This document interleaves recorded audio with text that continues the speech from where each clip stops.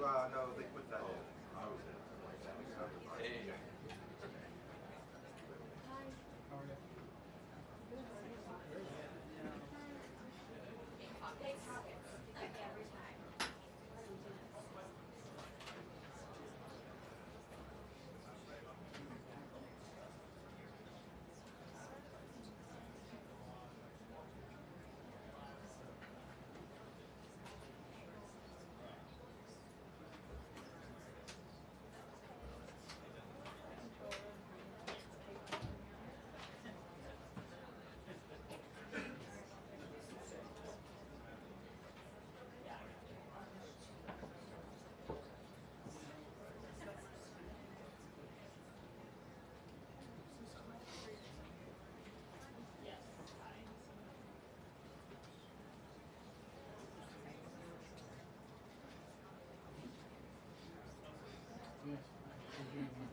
Yeah, I got it.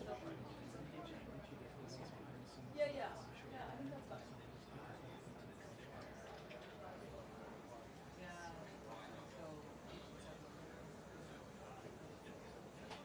Yeah, I agree with you.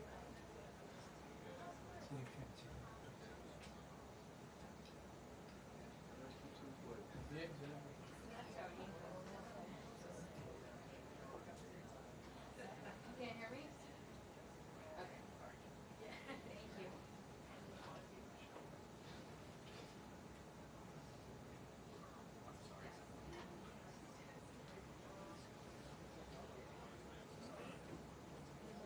One, two, three. 1, 2, 3. 1, 2, 3.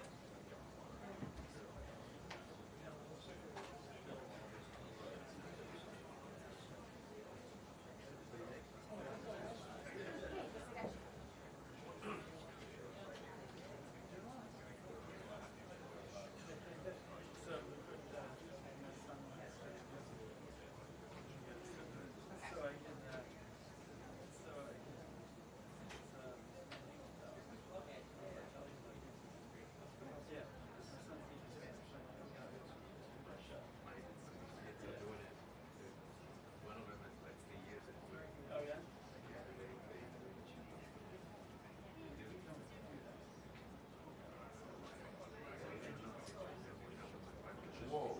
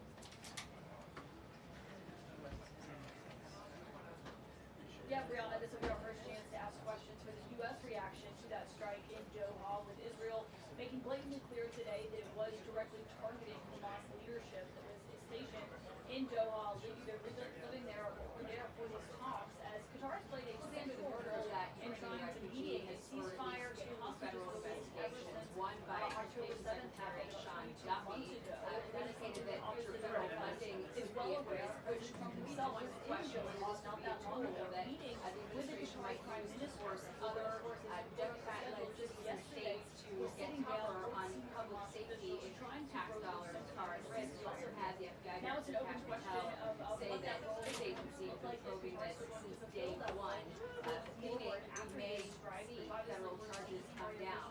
The attention from the administration has been coming despite resistance for some time from local officials. Charlotte's mayor thanks the media for not sharing video of that heinous killing, citing the need to respect the victim's family. But looking at the rap sheet the individual had spans more than a decade of multiple instances of failures by courts and magistrates, putting this person back on the streets, even had against the urging of his own mother, that it should not be out in public, telling the local station there, Charlotte, that he had schizophrenia and was a public safety risk. The president now taking aim also at cashless bail policy as he tries to direct some of the criticism towards the Democratic United States soft on crime policies that they had. We also have this story emerging in the Middle East. You had Israel's strikes on Hamas targets in Qatar, really rippling the region, could have trickle-down effects on the Abraham Accords, and also poses big questions about what this means for the war in Gaza and whether it's possible to see an end to a diplomatic resolution. We've seen reports that Saudi targets in that attack were top negotiators that would file a dispute and they were survived. So a lot of questions get thrown about what this means for that war, what the president knew. He had Israeli media reporting that not only did the U.S. know, green-lighted it, of course, we need to hear from the White House that it's on President Trump says but a lot of big news this program directed all comments to his staff. But obviously this is something that is also being driven by Republicans on Capitol Hill, with several of those Republicans trying to force the Justice Department to release all of the Epstein-related documents that it has in its capacity.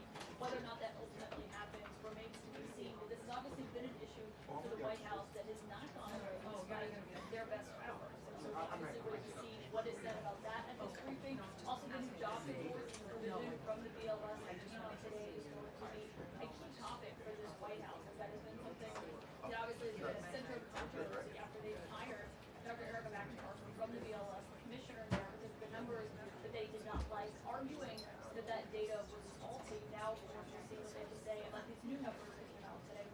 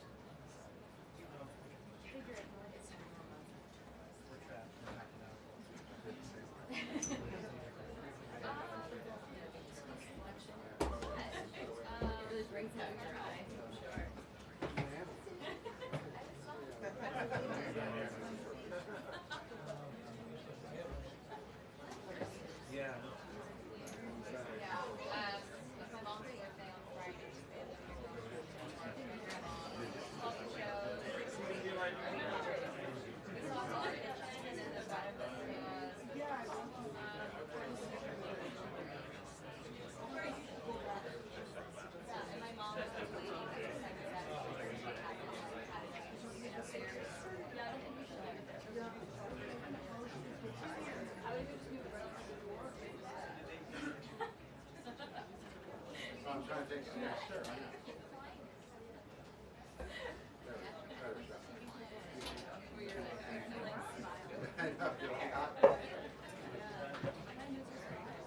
Yeah, that was just for your shot. Yeah, I can take it.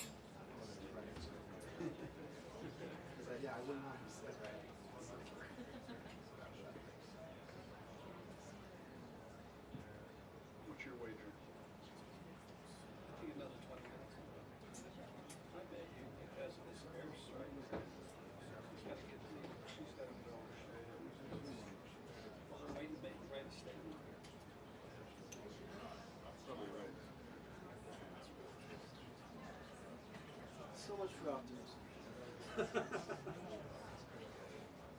I don't know. Hopefully I'm wrong. Can you do me a favor? Can you grab the water bottle in my backpack? It's on the left side.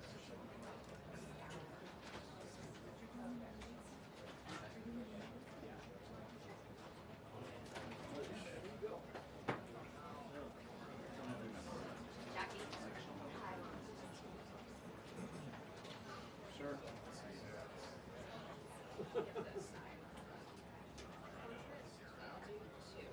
This has the...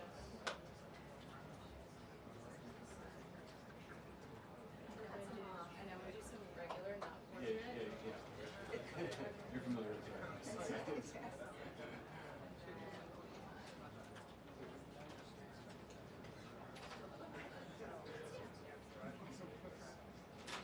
there's gotta be something in there that's good. I tried to cut theirs with blood on my dice. Feel free to crop or do just watch the different. Three quarters of the year Berkeley and a quarter now in Austin. I'm Mike Sheldon.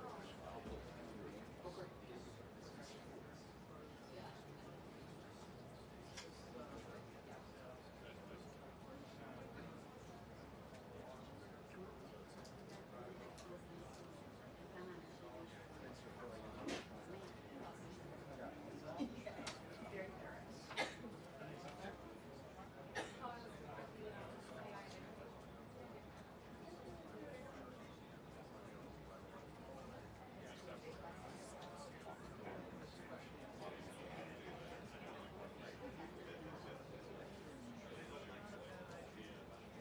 That's like a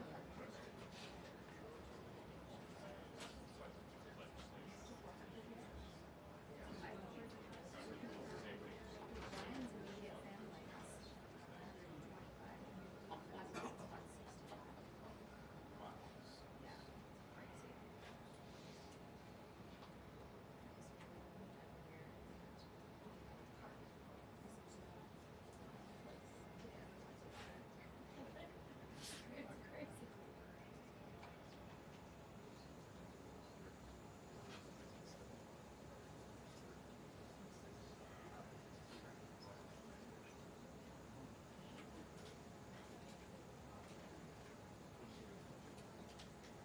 Don't have a date yet.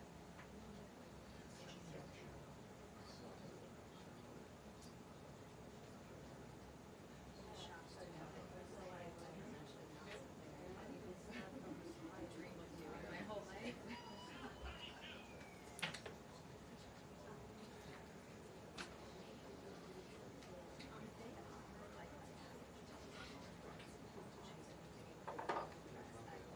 They do that. People try to do that. That's not great. No, it is turnkey. You're trying to really just turnkey. Just walk in.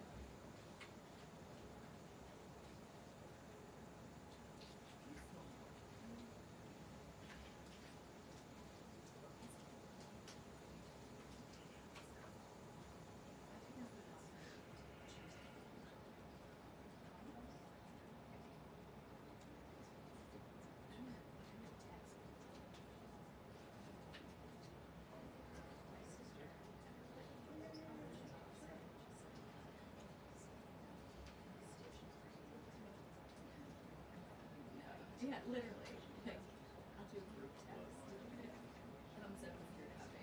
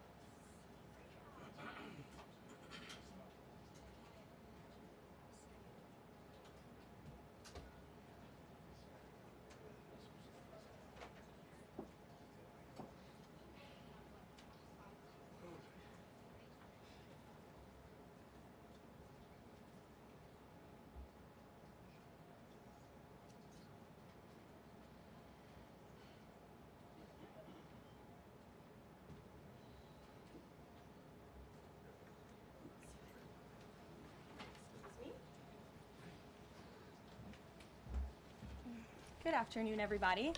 Apologize for my tardiness today. Thanks for being here. Another packed room. It's good to see.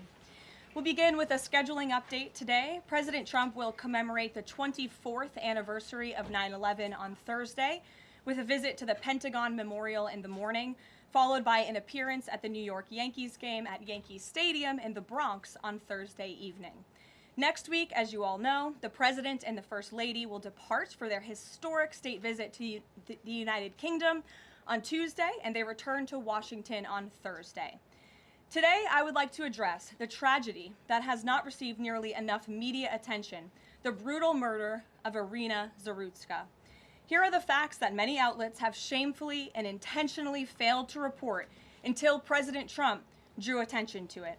On August 22nd, Irina Zarutska was stabbed to death on the rail system in Charlotte, North Carolina, by a savage career criminal. This is a public transportation system that many in the area use every single day to go to school and work. Irina was on the train that night traveling home from her job at a pizzeria, still in uniform from her shift. This beautiful, innocent 23-year-old young woman was a Ukrainian refugee who had recently fled her country for a chance at a safer life and a promising new beginning here in the United States of America. But tragically, a public transportation system in a major American city was more dangerous than the active war zone that she left. The President and the entire White House are praying for her family and friends during this unimaginably difficult time. But while we extend our thoughts and prayers, we must also seek justice for this crime and call attention to this heinous incident. Surveillance video of the killing was finally released to the public this past Friday. It shows the alleged killer, DeCarlos Brown Jr., pull out a knife, get up from his seat behind Irina, and prepare to thrust a blade into her neck before the released footage gets cut. This is pure evil on full display. The most enraging and unacceptable part of this story is that her death was entirely preventable. DeCarlos Brown never should have been on that train that night. In fact, he should have been behind bars. DeCarlos Brown has been charged with crimes no fewer than 14 times, dating back to 2011, including for armed robbery, felony larceny, breaking and entering, and shoplifting. Brown had previously served 5 years in prison for a robbery with a deadly weapon charge, and he had also forfeited bonds 3 different times, twice in 2014 and once in 2023. Despite all of this past documented criminal history, when Brown was arrested yet again in January of this past year, a Democrat judge, who I will add was a strong supporter of former Vice President Kamala Harris, released this insane criminal once again without requiring him to pay any bail. He simply had to sign a written promise to return for his court hearing. Think about how crazy it is to ask a career criminal, someone who by definition repeatedly breaks the law, to just sign a written promise and come back again another day. This is madness. This monster should have been locked up, and Irina should still be alive. But Democrat politicians, liberal judges, and weak prosecutors would rather virtue signal than lock up criminals and protect their communities. And perhaps most shamefully of all, the majority of the media, many outlets in this room, decided that her murder was not worth reporting on originally because it does not fit a preferred narrative. Many of the journalists in this room spilled plenty of ink trying to smear Daniel Penny for defending a subway car from a deranged lunatic in New York City, but none of those same reporters lift a finger to write stories about an actual murderer. Here's the truth that every American must know. Too many innocent people across the country continue to pay the price of the failed experiment known as cashless bail that has been championed by the Democrat Party for years. All the way back in 2020, North Carolina's then Democrat Governor Roy Cooper established a so-called task force for racial equity and criminal justice. Sounds nice, but it's not. That task force was co-authored by then Attorney General and current Democrat Governor Josh Stein. It recommended, quote, reimagining public safety to, quote, promote diversion and other alternatives to arrest. It also advised to de-emphasize some felony crimes, prioritize, quote, restorative justice, and eliminate cash bail. Democrats in North Carolina and nationwide are consumed with pushing a woke, soft-on-crime agenda, no matter how many innocent Americans suffer as a result. Instead of aggressively prosecuting and locking up violent criminals, the Democrat-backed cashless bail approach lets these criminals roam free in our country to offend again and again. These reckless policies have turned too many of American cities into hunting grounds for career criminals who mock our justice system, drain law enforcement resources, and wreak havoc on law-abiding citizens. Enough is enough, and that is why President Trump is doing everything in his power by taking action to undo these absurd policies. The president recently signed a powerful executive order directing the AG to submit a list of states and local jurisdictions with cashless bail policies so that the Trump administration may identify federal funds that are being provided to these states and can potentially be suspended or terminated. President Trump firmly believes that to maintain order in public safety, we must incarcerate individuals whose pending criminal charges or criminal history demonstrate a clear, ongoing risk to civil society. This is a common sense and sensible approach that the vast majority of Americans agree with, and it's time for the Democrat Party to get on board with what is right. When these criminals are caught, they must be prosecuted to the fullest extent of the law and be sent to prison, where they can no longer terrorize our streets. This is the mandate the American people delivered to President Trump, and it's a mandate he intends to fulfill.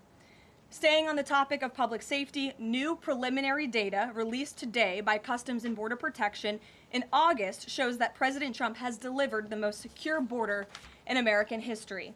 For the fourth straight month, 0 illegal aliens were released into the United States by CBP. Nationwide encounters are down 93%, below the peak of the Biden administration.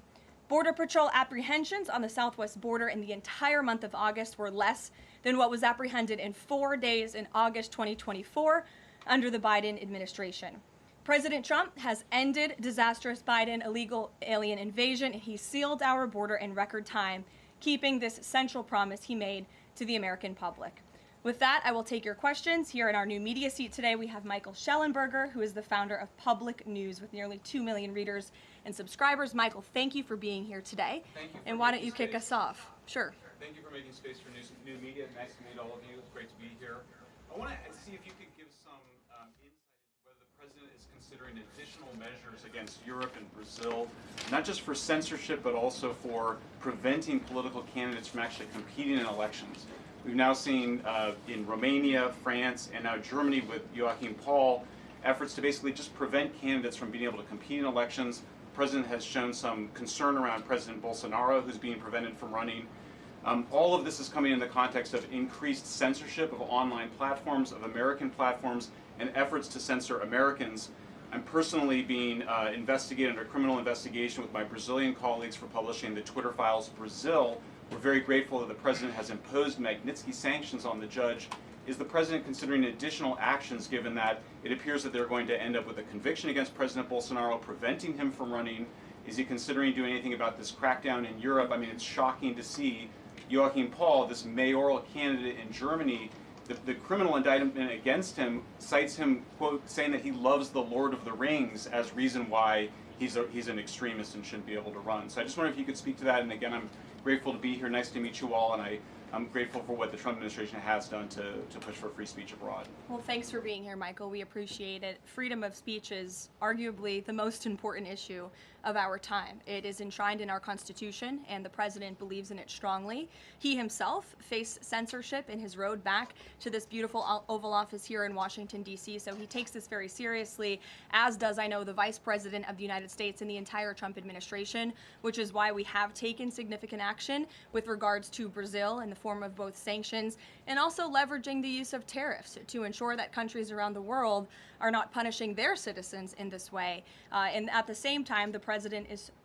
while he's leveraging the United States to safeguard our interests abroad, he's also making sure that freedom of speech remains here in the United States of America. So I don't have any additional actions to preview for you today, but I can tell you this is a priority for the administration, and the president is unafraid to use the economic might, the military might of the United States of America to protect free speech around the world. Quick follow-up to that? Sure. Quick follow-up, which is just, there was a Reuters story saying that the Trump administration was looking at this Europe-U.S. trade deal as one of the sticking points, this issue of the censorship not just of U.S. platforms, of Americans. Do you have any updates on how those trade talks are going? And I also wonder if the president is concerned about NATO membership. NATO membership requires that you be a democracy and you have free speech. Is it possible that some of these actions that we've seen in Romania, France, and Germany would disqualify those countries from being in NATO after this? I have not heard the president discuss NATO membership in regards to this issue in particular, but I have heard him discuss the issue of free speech and the importance of free speech with foreign leaders around the world, including the Prime Minister of the United Kingdom. When we were in Scotland, the president brought this up and how important it is for the Prime Minister to protect free speech in the UK and in various conversations with other world leaders. So he brings it up, and I think the entire world knows that this is a priority for the President of the United States. Gabe. Thank you, Caroline. Regarding the Israeli strike in Doha, how much time or how much of a heads up did the U.S. get, and does the president support the strike? Sure. Well, I have a statement to read for all of you with respect to the Israeli strike in Doha, and here it is. This morning, the Trump administration was notified by the United States military that as Israel was attacking Hamas, which very unfortunately was located in a section of Doha, the capital of Qatar. Unilaterally bombing inside Qatar, a sovereign nation and close ally of the United States that is working very hard and bravely taking risks with us to broker peace, does not advance Israel or America's goals. However, eliminating Hamas, who have profited off the misery of those living in Gaza, is a worthy goal. President Trump immediately directed Special Envoy Witkoff to inform the Qataris of the impending attack, which he did. The president views Qatar as a strong ally and friend of the United States and feels very badly about the location of this attack. President Trump wants all of the hostages in Gaza and the bodies of the dead released, and this war to end now. President Trump also spoke to Prime Minister Netanyahu after the attack. The Prime Minister told President Trump that he wants to make peace, and quickly. President Trump believes this unfortunate incident could serve as an opportunity for peace. The president also spoke to the Emir and Prime Minister of Qatar and thanked them for their support and friendship to our country. He assured them that such a thing will not happen again on their soil. And to be clear, the president disagrees with the location of the strike and that he passed that along to the Prime Minister Netanyahu. The president just confirmed that in the statement that I just read to you, which I spoke with him about before coming out here. Caroline, Jackie. Thank you, Caroline. So is the president upset with Netanyahu now? The president made his thoughts and concerns about this very clear, and he spoke again both to Prime Minister Netanyahu and also the Emir and the Prime Minister of Qatar after this attack. And the president has always made it very clear that he wants peace in the Middle East, just like he sought that and accomplished that in his first term. He expects all of our allies and friends in the region, that includes both Qatar and Israel, to seek peace as well. And he wants to see that happen, and he's working with all of our allies in the region to get that done. Are there any consequences, so to speak, for Netanyahu doing this, as it sounds, against the president's wishes, or at least his belief that it was appropriate? Is there going to be any directive from the president to Netanyahu in terms of what's allowed in the future? And also, is there any concern this could jeopardize the Abraham Accords?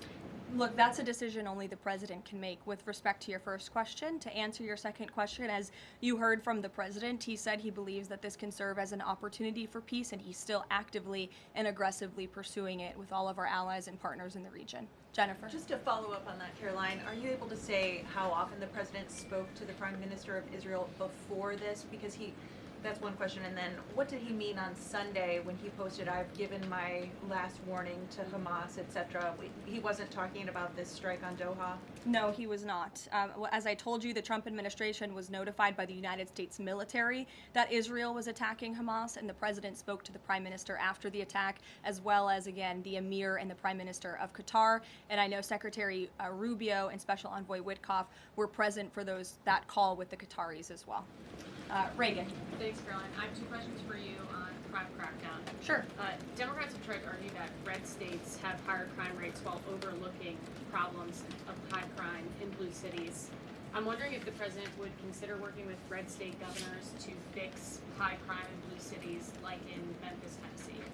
So first of all, I want to get to the premise of your question, Reagan, which is being pushed by Democrats, that there is crime in red states. Of course, there is crime in all states, but the crime in these cities is all in cities that are run by Democrats. If you look at the list of the top 20 high crime cities in the United States, every single one, with the exception of one in Louisiana, is run by a Democrat. And these Democrats have supported the same policies that I spoke about at the beginning of this briefing, like cashless bail. If you look at a red state, Mississippi, but a Democrat-run city in that state, Jackson, in 2019, Jackson, Mississippi eliminated cash bail for virtually all misdemeanor cases. And while Jackson is not formally a sanctuary city, the state of Mississippi formally banned sanctuary cities, and this city has acted as a de facto sanctuary city for criminals and illegal aliens since 2017. Same thing, Birmingham, Alabama, a Democrat-run city in a red state. In 2017, the Birmingham City Council unanimously passed a resolution, quote, committing to establish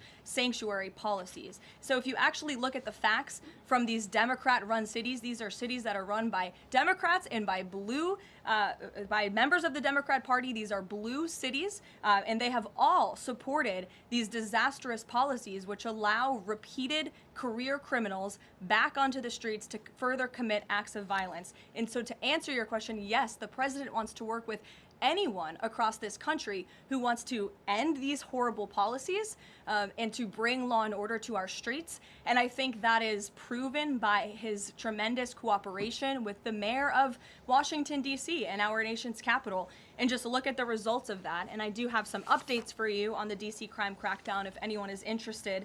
There have been a total of 2,177 arrests made since the start of the operation on August 7th. Just last night, there were 57 arrests made in Washington, D.C. Of the 57 arrests, there were 14 illegal aliens who were arrested, many of whom had prior criminal histories. And other arrests just last night in our nation's capital, so you all can be very grateful for this. Our great men and women of law enforcement, both federal and local, working together as they should, made an arrest on a warrant for assault with the intent to kill. The subject shot 2 adult males after an altercation. They made an arrest on a warrant for an armed carjacking. The subject assaulted an adult male in the face with a firearm and then took his keys. We also made an arrest on a warrant for simple assault and the destruction of property and subsequently charged with second-degree theft. Last night in D.C., there was an arrest for possession of a controlled substance with second-degree theft. There was an arrest for possession of a controlled substance with the intent to distribute that subject. The person is also a subject of interest in a homicide and a carjacking. Last night in D.C., we also arrested a felon in possession of a firearm who was carrying that firearm without a license. So these are the career criminals. These are the bad guys that we are picking up in Washington, D.C. every day. The president would love to do this in every Democrat-run city across the country, and he hopes that more Democrats will call the White House to allow us to help them. One more that's D.C. specific. Congress is poised to not extend Trump's federalization of the D.C. police. Mayor Bowser signed the executive order formalizing cooperation with federal forces. You just mentioned all the success that the operation has had. Does the White House believe that the Mayor Bowser's action is enough to continue the crime crackdown? We are very grateful for the mayor's cooperation in this effort, and we look forward to continuing to work with her and the Metropolitan Police Department. Bloomberg. Thanks, Caroline. The president says, he plans to speak with Putin soon. Can we expect a phone call between the two leaders this week? I don't have any phone calls to read out between you, the president, and any other foreign leaders. Ed. Thanks, Carolyn. I want to ask about the benchmark revisions that came out. If you look at the revisions between March of 2024 and March of 2025, and you do a little math, it averages out to 73,000 jobs roughly per month added to the economy, less than what was thought. When can we expect the Trump administration, now that their policies are rolling out, for that increase, that average to increase? Well, let me just say something about the revisions that came out this morning. And this was one of the biggest revisions in absolute terms in decades. In the benchmark year, March 2024 to 2025, shows that the job growth was vastly weaker during the Biden administration than ever previously reported. Between this revision and last year's, job growth was actually overstated by approximately 2 million jobs. And the Biden administration stood up here and vouched for that data and told you that data was real. And when President Trump calls into question the veracity of that data, like he did before he took the oath of office and even now as President of the United States, States, he was ridiculed for that. And turns out this revision proves two things. Number one, the president was right, and this is why we need new leadership at the Fed. And this makes it very clear that President Trump inherited a much worse economy by the Biden administration than ever reported. And it also proves that the Federal Reserve is holding our monetary policy far too restrictive.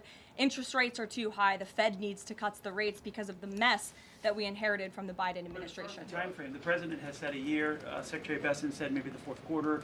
When can we expect these numbers to increase? Well, first, we need accurate numbers. We need truthful and honest data, which is why the president took the monumental step to try and appoint and confirm new leadership at the BLS so we can have data that we can actually rely on.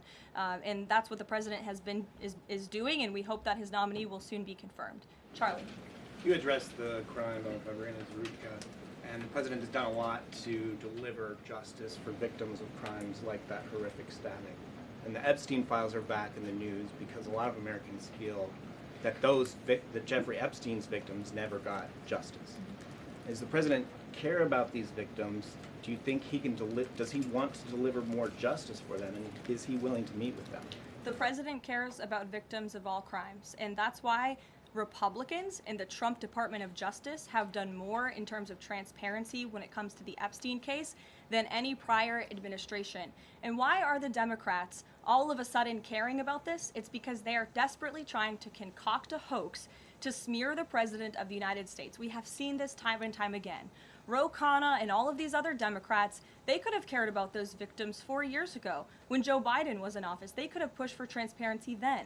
Unfortunately, the Democrats are using victims as political pawns to try to smear and to push a hoax against the President of the United States. And I will get you numbers on the amount of child predators that this administration and this FBI and this Department of Justice have locked up under President Trump's leadership. We have done more than any president to protect victims of crime, especially disgusting, heinous sexual crimes, and that includes the deportation of illegal aliens who are perpetrating these crimes against innocent victims in our country right now today, and that remains a top priority for this administration. Does the president, will he meet with the victims? On the Doha strikes, did the president speak with Netanyahu before they were carried out? Did he urge him to not go through with it, or did they only speak afterwards? Again, I read you a statement. The Trump administration was notified by the United States military that Israel was attacking Hamas. The president directed his special envoy Witkoff to immediately call the Qataris, and after the attack, he spoke to Prime Minister Netanyahu. Behind you. Thank you. Go ahead. About the Epstein case, would the White House support a professional handwriting expert review of the document released yesterday to prove that it's not the president's signature? Sure, we would support that. And in fact, I have already seen many forensic analysts of signatures coming out. I believe it was the Daily Signal that published a piece with 3 separate signature analysts who said that this absolutely was not the president's authentic signature. And we have maintained that position all along. The president did not write this letter. He did not sign this letter. And that's why the president's external legal team is aggressively pursuing litigation against the Wall Street Journal, and they will continue to. Christian.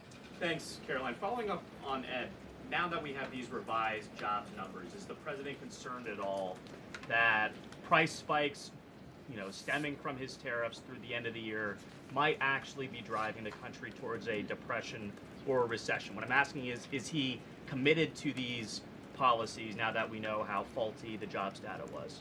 The president is committed to his policies because his policies are working, Christian. And there have been a lot of people fear-mongering about inflation in this room, but it just has not come to fruition. On a monthly basis, CPI inflation has now come in at or below the market's expectation for 6 consecutive months, every month that President Trump has been in office. Overall, inflation has run at a 1.9% average pace in the president's first 6 months in office. I would have told all of you that in January, you would not have believed me, but those are the facts and those are the numbers. And we also see many other positive signs in economic indicators like real GDP. In the second quarter, it was revised up to 3.3%. That beat the market's expectation.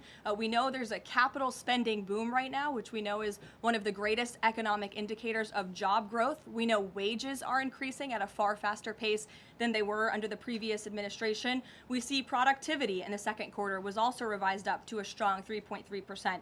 And total industrial production, factory output also surged. All of this means the economy is moving, people are working, people are spending money. You look at consumer spending, that is also ticking up and in the right direction. And a large part, it's because of the incredible work the president has done in terms of energy and unlocking our energy dominance in this country. Again, these jobs, the numbers from the BLS today prove that the economy was an absolute mess, and we are working every single day to fix it, and all of those indicators I just read for you are positive sign of what is to come. Just one more quickly on sure, trade, Danny. Just wanted to get a bit of clarity on the sequence of events for the Doha attack and the notification. You said that the U.S. military notified, if I got it right, the Trump administration was notified by the U.S. military. That's right. Was the U.S. military notified by the Israeli military, or did the U.S. military detect an incoming Israeli attack on Qatar? The U.S. military notified the White House and the President of the United States. That's all I have to share for you on that, Danny. Thank you. Jeff. Also following up, you said that the president assured the leaders in Qatar that this would never happen again. Did he say that to the Prime Minister of Israel, and did Prime Minister Netanyahu agree to that? The president told that to the emir and the prime minister of Qatar, and the president also overstressed the importance of peace in the region in his conversation with Prime Minister Netanyahu as well. And Prime Minister Netanyahu told President Trump he wants peace and he wants it quickly. That's what the president expects to happen. The president is very clear in the statement that he just had me read, and you will all see it out on True Social very shortly, I am sure. The whole world will see it.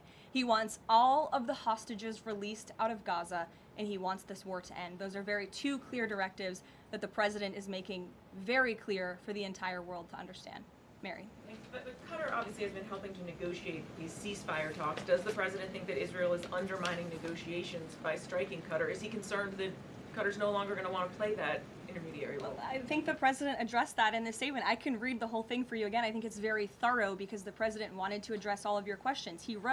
We wrote, unilaterally bombing inside Qatar, a sovereign nation and close ally of the United States that is working very hard and bravely taking risks with us to broker peace, does not advance Israel or America's goals. However, eliminating Hamas, who have profited off the misery of those living in Gaza, is a worthy goal. So he answered that question himself. And to be clear, you can't say that Israel informed the U.S. What I can tell you is the United States military informed the Trump administration. Thank you. A quick follow on that. Can you tell us when the U.S. military was notified, given that the largest U.S. military base is in Doha? And then I have a question on D.C. crime. This morning, just before the attack, as I said earlier as well. Okay, thank you. And yesterday, the president spoke about D.C. crime and talked about how there was virtually none. And then he expressed frustration about things that take place in the home they call crime. He said, you know, they'll do anything they can to find something. If a man has a little fight with the wife, they say this is crime. See, now I can't claim 100%. Exactly what crimes was the president referring to? He wasn't referring to crimes. That's exactly the point he was making, Ouija. What the president is saying is that these crimes will be made up and reported as a crime to undermine the great work that the federal task force is doing to reduce crime in Washington, D.C. And I think the president has every reason to believe that, given the efforts of many reporters in this room who actively seek to undermine the president and what he's doing in our nation's capital. We all know that deep inside you all agree with this because you all live here, and I'm sure you are very grateful for the administration's efforts to make the city, which we all reside in, much safer for ourselves and our families. Michael. Thank you, Caroline. Florida Congressman Randy Fine is calling for judges to face consequences if the violent repeat offenders they release go on to commit new crimes. Is that something the president supports? It's not something I've heard the president discuss. You can ask him yourself next time you have the opportunity to. How's that? Caroline, one more question. On Thursday, President Trump will head to the Pentagon and also to New York City in honor of the 24th anniversary of 9/11. Has the president expressed any interest on creating or having congressmen create a new 9/11 commission to answer some of the ongoing questions many Americans have about that day? I, again, have not heard the president discuss that. You're welcome to ask him yourself, but I do know he very much looks forward to going to both the Pentagon and the Yankees game in New York City on Thursday to commemorate the 24th anniversary. As you know, the president is a New Yorker at heart. He loves the city very much. It is his home, and you'll hear more about that on Thursday when the president speaks on this himself. Kelly. Caroline, thank you. I wanted to ask you a question about the president speaking yesterday before the Religious Liberty Commission. As you know, he's created the White House Faith Office, the Task Force on Anti-Christian Bias, and yesterday he talked about the importance of the Bible in America and the importance of prayer in America. Some people have criticized him for that in stating that he's espousing Christian nationalism. Yet the president has called on the American people to band together in praying for this nation for people of all faiths. How important is that to the Trump administration, and are there guidelines for implementing that? Well, last time I checked, it's not just Christians who pray, it's people of all faith who pray, and that's what the president wants to protect, the religious freedom for Americans of all faith. And he spoke about that yesterday, and that's why he was very proud and excited to announce this new initiative, Pray America, encouraging all Americans to pray for our country and the goodness of our country leading up to America's 250th birthday next year. Why don't we take some from the sides? Elizabeth, go ahead. Thank you, Caroline. I have two questions. Sure. First, on prayer again. Is the Trump administration looking for the forthcoming prayer guidelines to challenge existing court precedent on the right to pray in public schools? Well, the president spoke about that yesterday, and some of the changes we are making to ensure that the religious liberties of America's students and our youth are respected in public schools. In fact, he had a young student and invited him on stage to share his story about how when this young boy spoke about biological and biblical truth in his classroom, he faced consequences for that, and how Americans of faith should not be facing consequences for expressing their religious freedom and their religious views. Not in any public school in America should that be happening. You heard the president talk about that yesterday. Sure. Caroline, thank you so much. Regarding Israel attacking Doha, beside the phone call, what was President Trump's involvement in the attack, if any? Look, I don't have anything more to read out for you on this other than the very lengthy and thorough statement that I have shared repeatedly now. Sure. Go ahead. Thank you. After the Supreme Court ruling yesterday on the ICE raids in Los Angeles, some, particularly non-white U.S. citizens, are saying that they're going to begin carrying their U.S. passports with them at all times. What is the White House's response to Americans who are concerned about being swept up, as others have been already, in these enforcement actions? They should not be concerned, because this administration is focused on the detention and deportation of illegal alien criminals who broke our nation's immigration laws. And the Supreme Court upheld the Trump administration's right to stop individuals in Los Angeles to briefly question them regarding their legal status, because the law allows this, and this has been the practice of the federal government for decades.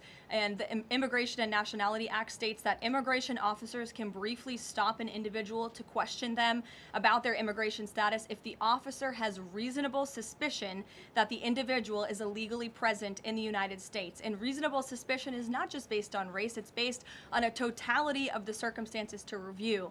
And I will tell you, I spoke to our border czar about this morning. When ICE goes out to conduct a targeted operation to deport illegal criminals from our community, they are doing so with intelligence, they are doing so with law enforcement sources, they are doing so in most cases with the backing of local law enforcement who know exactly where these illegal alien criminals and drug traffickers and drug dealers are hiding in plain sight in American communities. And the men and women of ICE are doing everything they can to not only follow the law, but to enforce the law. And it's about time that has happened, because we had 4 years of an administration who completely ignored and evaded our nation's very clear immigration laws, and the Supreme Court has reaffirmed that. Sure. Thanks, Caroline. One of the other documents released by the House Oversight Committee contained a photo of Jeffrey Epstein holding an oversized check that was made out to him in the check from the president for $22,000 for a fully depreciated woman. I wondered if the president has any recollection of that, or what you guys make of that photo that was included in those documents. Did you see the signature on that check? It is not Donald Trump's signature. It is absolutely not. The president did not sign that check. But does he recognize Jordan, the woman? Caroline, Thank you, no. Caroline. On the New York City election, Caroline. is he Well, considering? I'll take both of you. Go ahead. So first, is the president considering offering Mayor Eric Adams a job? If so, why? And does he think Curtis Lee was a serious candidate for New York City mayor? Look, the president has made it quite clear he wants this race to move forward in New York City. He does not want a communist to be running New York City, but as for weighing in on other individual candidates, I'll leave that to the president to do himself. Caroline, and then following up on Reagan's question, you know, many of these highest crime cities in America, they're led by black mayors, including the three that you mentioned, Jackson, Memphis, Birmingham. So given that, what's your response to criticism from the left that Trump is targeting black mayors? Isn't he just trying to protect black people? The president is trying to protect all Americans from crime, and he wants to make all of our cities in America safe. And the fact is, the most dangerous cities in America are run by Democrats, overwhelmingly. And according to the FBI crime statistics, 19 of the top 20 cities with the highest murder rate are run by Democrats. And these high crime Democrat-run cities are driving up the crime stats in otherwise safe red states. So of course he wants to address this problem. He's made that quite clear. You know, Mike Johnson, he came out and said that the president was an FBI informant. Do you know what he meant by that, if it's not true? I can affirm that is not true. I think the speaker was referring to the fact that President Trump kicked Jeffrey Epstein out of his Mar-a-Lago property for reasons the president has already discussed. John. Oh, thank you, Caroline. First of all, as a Washington, D.C. resident with my family, I just want to thank the administration for revitalizing safety here in the last 3 weeks. It's been stunning. Well, I want to go to Virginia. All of a sudden, out of the blue, Winsome Sears has closed the gap on Abigail Spanberger. Got 4 issues. Coerced abortions in Fairfax County without telling mom or dad, no parents, girls going in boys' bathrooms on film, right? 2 of the young fellows get suspended for complaining about it. Virginia Beach man, an innocent man, is now died in a car crash by a drunk illegal going on the other side of the road, and now you got Spanberger's got these racist signs. When are we going to get the president to make an official endorsement of Winsome Sears and maybe come and campaign in West Virginia? Well, as you know, I'm very limited in what I can talk about when it comes to political endorsements in future elections from this government podium. But all of the issues that you just mentioned I know are very important to the president, and it's quite common sense. It's the foundation of the Republican Party, and it's what sent this president back to the Oval Office. We want to keep men out of women's sports and bathrooms. We want criminals to be locked up. The president wants to see law and order in every state across the country. But as for political endorsements, I'll leave that to him and his political advisors to make those. Sure. Haley. Thanks, Caroline. I have 2 questions for you, if it's okay. One on Doha and one on immigration and crime. Sure. On Doha, ahead of the strike we saw today, did the administration at any point try to dissuade the Israelis from the potential for an action like we saw today? Again, I have answered questions repeatedly on this. I have a very lengthy statement which we will release after this briefing for all of you to read and to report on once again. Okay, and then on a case in Maryland, the killing of Dakara Thompson, there are reports that the suspect arrested for her murder was in the country illegally and arrested and released for driving under the influence both in 2022 and in April of this year by U.S. Park Police. Is the administration looking into what process allowed this to take place? Yes, we absolutely are. As soon as we saw this case, we ensured that the Department of Homeland Security and the Department of Justice were on it, and I can assure you that they are. This is another heinous act of violence against someone who should have never been in our country illegally in the first place, and that's exactly why the deportation of illegal criminals from our country is a top priority for this administration, and it's something that is happening every single day. And I would encourage all of you to continue to report on the very violent illegal alien criminals that we are deporting daily from American communities across the country. We will never understand how many lives have been saved by these efforts, or how many lives would have been lost if not for this president and the administration's policy to deport illegal criminal aliens. On tariffs? Thanks, Caroline. Follow up on Charlie's question. Will the president meet with the Jeffrey Epstein victims? I don't have any meetings for you to read out on that. On tariffs? Go ahead. Thanks, Caroline. Is the Trump administration considering a ban on transgender Americans owning guns? Is that something the president would support, even as we've seen some gun groups oppose the idea of it?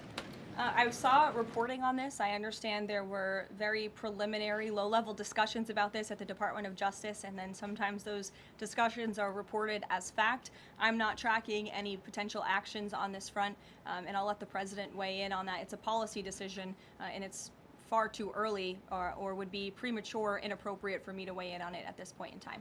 Behind you. Go ahead. After the immigration raid at the plant in Georgia on Friday, the president said over the weekend that he's open to some kind of changes in perhaps rules or visa rules or law that would prevent something like that happening in the future for skilled workers to train American workers. That's right. Can you confirm that and that the administration supports those changes, and what exactly would that look like? Well, the president said it himself in a statement that he put out on Sunday night, where he is very grateful for foreign companies from around the world and the investments that they are making right here in the United States of America. And he understands that these companies want to bring their highly skilled and trained workers with them, especially when they're creating very niche products like chips, or in this case in Georgia, like batteries. But the president also expects these foreign companies to hire American workers, and for these foreign workers and American workers to work together to train and to teach one another. And so he expects these foreign companies to hire American labor. We want Americans to have these jobs. Americans need these jobs, but he also understands the need for these companies to bring over their workers who already have these skills. So I think it's a very, what those changes might be? I think it's a very nuanced and responsible and sensible approach for the president to take. And I know that the Department of Homeland Security and the Department of Commerce are working on this matter together. I would defer you to them for any further action on this front. Caroline, thank you. I want to follow up on something you said. You said the Epstein documents are a hoax that Democrats are perpetrating against the president. You've said he didn't sign that check, that he didn't sign the birthday card that he allegedly signed. So what is the theory, since these documents came from the Epstein estate?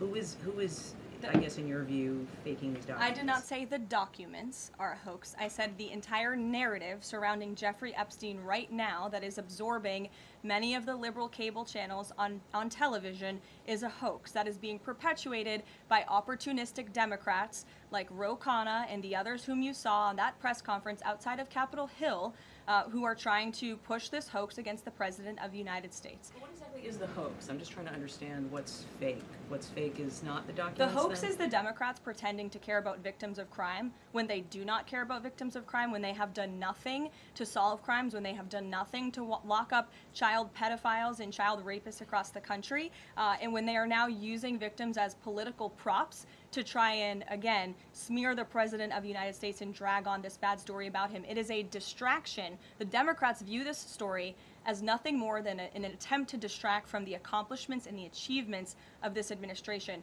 And that is what we mean when we call it a hoax. If he didn't sign these, if you said he didn't sign the birthday card, he didn't do this, he also didn't do the check, those were in documents from the estate. So what is the working theory as to why he's in them? The president has one of the most famous signatures in the world, and he has for many, many years. You know that, Maggie, you've covered him for a long time, long before he assumed this office when he was a businessman in New York. The president did not write that letter. He did not sign those documents. He maintains that position, and that position will be argued in court by his lawyers. The president is very confident he is going to win this case. Caroline, thank you. Is the president planning to meet with Eric Adams in New York, maybe at the Yankees game?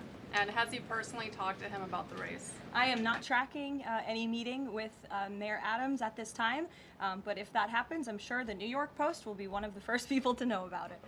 I'll take a couple more questions. Why don't we go to the back? Tom Dempsey with News Nation. Regarding the growing U.S. military News presence... Nation, all the way in the back.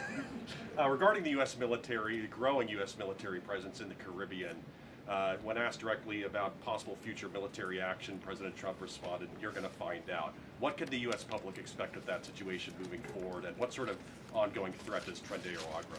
I think it would be very unwise of me to preview what the president meant from this podium.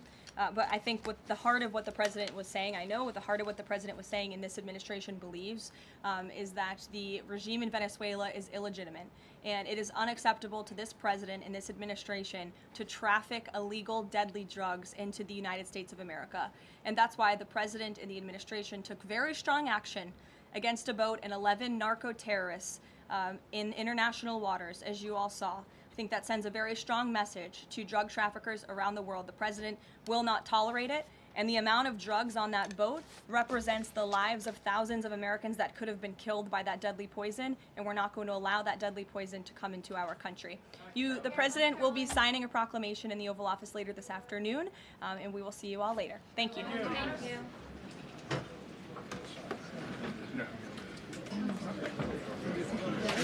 They